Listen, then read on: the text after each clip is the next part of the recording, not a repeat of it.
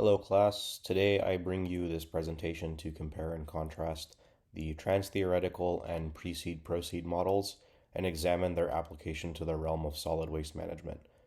I thought that this topic would be appropriate given my experience in the industry, so I hope you find it both enjoyable and insightful. Solid waste management is one of the many branches of public health, and it describes the overall process of handling solid material produced by individuals and communities. This includes everything from collection, transfer, processing if applicable, and disposal. Having a functional solid waste management program in place is essential for promoting the health and sustainability of communities of humans, plants, animals, and their shared environment. The key to its success, however, is contingent on the participation and attitude surrounding its practice, even more so in recent decades with the introduction of different recycling programs. Here you can see some of the most relevant solid waste laws of today: AB 939, AB 341, AB 1826, and SB 1383.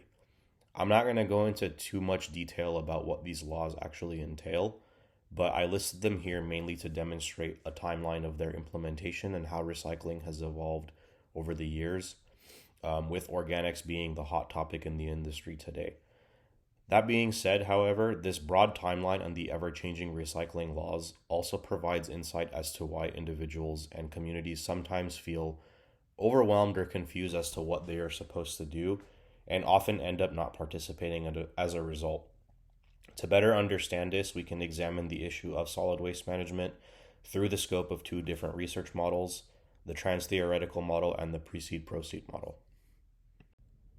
The trans-theoretical model is a method of implementing public health interventions based on an individual level of motivation to make a change in a given behavior.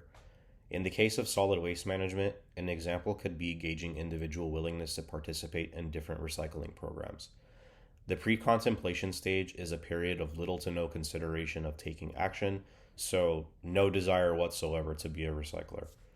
Contemplation is an initiative stage that comes with an understanding and awareness of the need to make some kind of a change, so an individual can begin to consider the importance of recycling, as an example.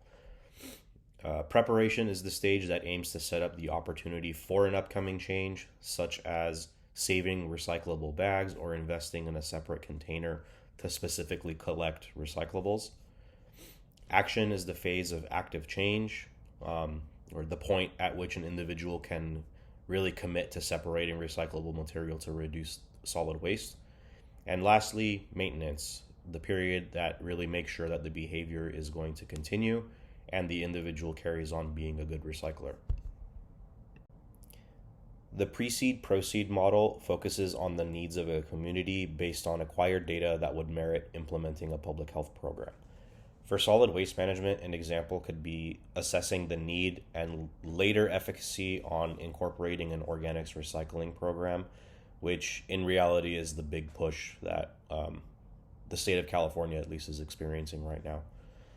The precede steps are all about gathering the data to determine the need for a potential change, whereas the proceed portion implements and evaluates the outcomes, if any. Phase 1 is the social diagnosis, in which data is gathered to establish the need from a social aspect, gauging factors like the desire or willingness to participate in an organics recycling program. Phase 2 is the epidemiological diagnosis, which incorporates health data and in a community to merit some kind of a change. This can include data on those that might be adversely affected by the lack of an organics recycling program, such as those that are more susceptible to air pollutants resulting from the improper disposal. Phase 3 is the behavioral and environmental diagnosis that looks at data from internal and external factors that may contribute to a problem, such as community disposal habits that are contributing to greater environmental harm. Phase 4 is the educational and organizational diagnosis, which gathers data on existing education and guidelines that may be contributing to certain behaviors, such as improper recycling education that would allow for improper sorting and separating to take place. Phase 5 is the administrative and policy diagnosis, which gathers data on existing policies that may be a roadblock for a given program, such as resource availability or legislative backlash that would not allow for an organics recycling program to become implemented. If enough data is gathered, however, we can move on to the proceed steps, in which the first would be implementing the new change. And in this case, that would be the new organics recycling program. Phase 7 involves evaluating the process and if it's operating according to plan, which can be demonstrated through regular reports to the appropriate governing bodies. Phase 8 evaluates the impact the change is having in a community, such as observing the extent of participating in programs within a given jurisdiction. And lastly, phase 9 is to evaluate the outcome of the program and whether the intended goals were met, if there was any result at all, or if the problem actually ended up getting worse.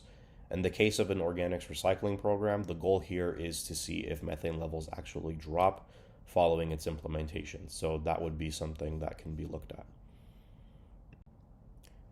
Both the trans-theoretical and precede-proceed models can be used to effectively introduce something like a recycling program to individuals and to communities, but they do so in different ways. The trans-theoretical model takes an individualized approach to introducing a change in behavior, which can make it seem less intimidating and less mandated. It is also not so limited in the sense of needing to start from the beginning to make a change.